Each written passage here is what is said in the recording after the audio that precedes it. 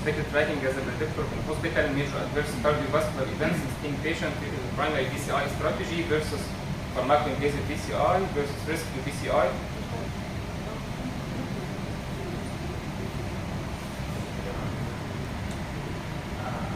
We all know that primary PCI is considered the best method of reperfusion in many patients, but for logistics and economics, especially in developing countries, we may resort to thrombolytic therapy, which may be followed by PCI, which is called pharmacoinvasive routine PCI after successful thrombolytic therapy, or rescue PCI in case of failed thrombolytic therapy.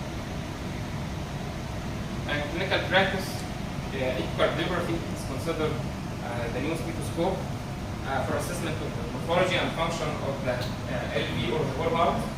It is a non-invasive method widely available. Also, this is non-expensive. The most commonly used method is 2D echocardiography, but we also have global longitudinal strain or spectral tracking, and the most common method of spectral tracking is global longitudinal strain for assessment of LV systolic function. The aim of this work is to assess if spectral tracking, especially global longitudinal strain, can predict major adverse cardiovascular events during hospital stay in STEAM patients, whatever the method of treatment, either primary PCI, pharmacoinvasive, or rescue PCI. This study was conducted on 90 patients who are admitted in طنطا Hospital University in cardiology department, either treated by primary PCI, pharmacoinvasive, or rescue PCI during the period from August 2022 to January 2023. Patients who are included in this study are the STEMI patient during the first 24 hours, whatever the method of treatment as mentioned before. Patients who are excluded, patient with previous PCI, patient with history of CABG, patient with cardiogenic shock, patient with renal or hepatic failure, patient with malignancy, traumatic or congenital heart disease. All patients in this study were subjected to thorough history taking, which includes age, sex of the patient, previous medical history, including diabetes, hypertension, smoking, sleepidemia, and family history of coronary artery disease. Also, patients subjected to complete clinical examination, either general examination for signs of heart failure and vital signs including pulse, blood pressure, respiratory rate, temperature, and also thorough cardiac examination, including inspection, palpation, percussion, and auscultation. All patients subjected to 12-lead electrocardiogram. Also, patients were subjected to routine laboratory investigations, including CBC, urea and creatinine, cardiac enzyme, liver function, and liver profile, also hemoglobin A1c. Patients subjected to primary PCI, pharmacoinvasive, or rescue PCI as a method of treatment, after which patients were subjected to 2D echocardiography and spectral tracking echocardiography during the first 24 hours after admission. Patients were divided into 3 groups: primary PCI group, which included 40 patients, rescue PCI group, which included 30 patients, and pharmacoinvasive PCI group, which included 20 patients. Regarding the results of our study, regarding demographic data, Group 1 had 31 patients who were male and 9 patients were female. Group 2, 23 patients were male, 7 patients were female. Group 3, 15 patients were male and 5 patients were female. Regarding the age, the mean age in Group 1 was 56 years plus or minus 8 years, and Group 2 were 60 years plus or minus 7 years, and Group 3 was 58 years plus or minus 30 years. There was no statistical significant difference between the 3 groups. Regarding risk factors in the study groups, we included diabetes, hypertension, smoking, and family history. 23 patients in Group 1 had diabetes, 70 patients in Group 2 had diabetes, and 11 patients in Group 3 had diabetes, while 21 patients in Group 1 had hypertension, 13 patients in Group 2 had hypertension, 10 patients had hypertension. 28 patients in group 1 were active smoker. In group 2, 19 patients were active smoker and 9 patients were active smoker. 19 patients in group 1 had positive family history of coronary artery disease. 10 patients in group 2 had positive family history of coronary artery disease, and 6 patients in group 3 had positive family history disease. There was no significant difference between the 3 groups regarding statistics.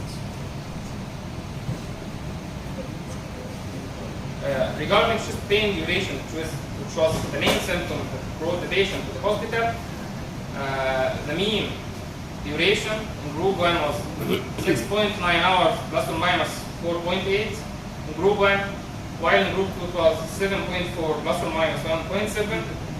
Group 3, the mean was 5 hours plus or minus 2 hours.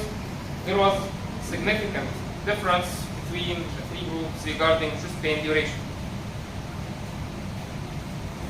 Regarding vital signs of the study group,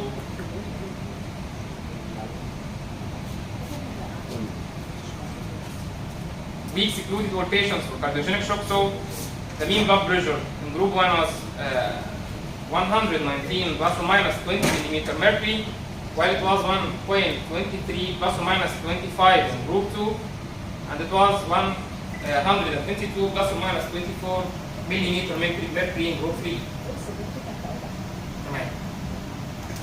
The vital signs, there was no significant difference between the 3 groups either regarding systolic, diastolic, or diastolic blood pressure or pulse.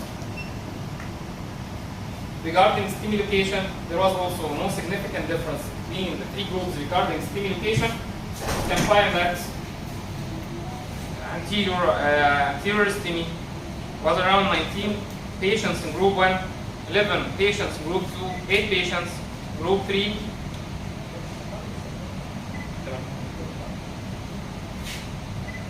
Regarding the angiographic data, we included the number of deceased vessels and final kidney flow, either less than 3 or 3, but there was no significant difference between the 3 groups regarding the angiographic data.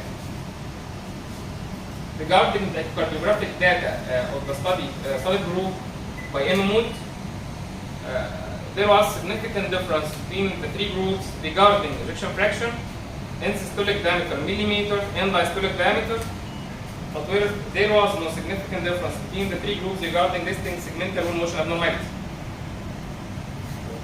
Regarding global longitudinal strain, in the 3 groups, there was significant difference between the 3 groups regarding GLS.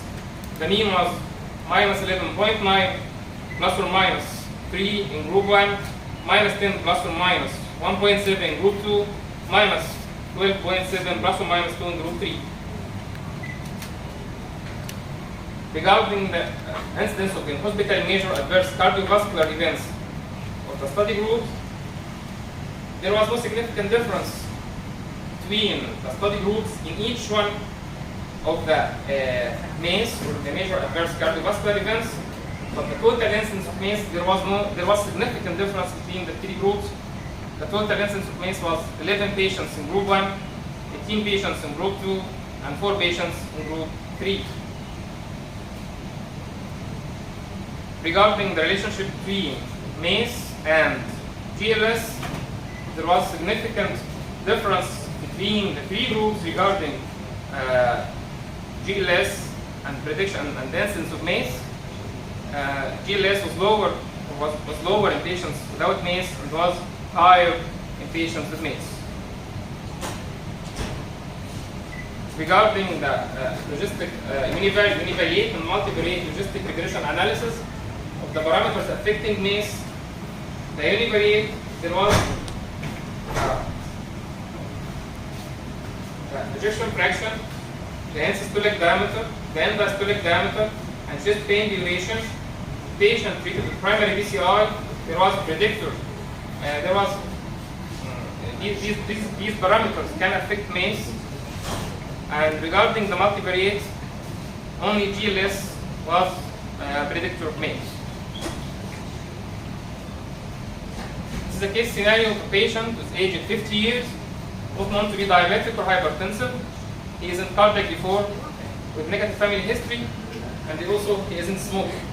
He presented to us chest pain of 16-hour duration.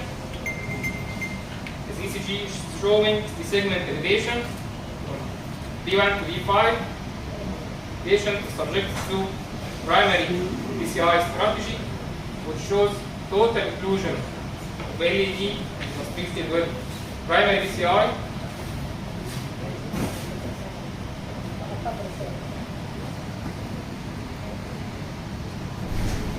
This is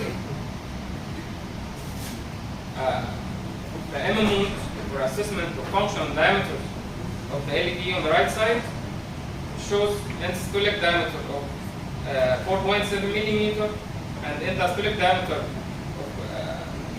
of 4.7 centimeter and end-diastolic diameter of 6 centimeter with ejection fraction of 43%. We can show that this image also shows that the anterior wall is hypokinetic.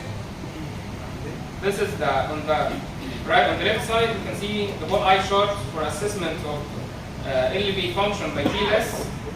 You can see the blue regions are severely hypokinetic, even akinetic, while the red regions shows them less hypokinesia or even normal.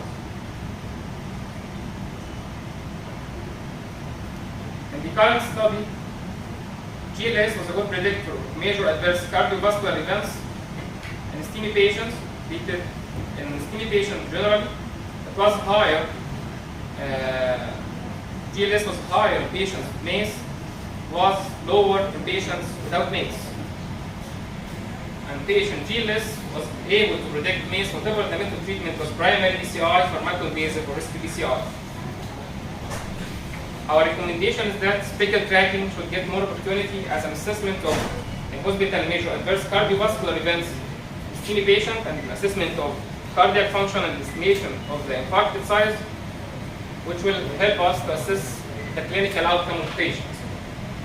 This study was done on a small group of patients, so large-scale studies is required to assess MACE during the hospital stay and the assessment of the long-term outcome of the patients. Thank you.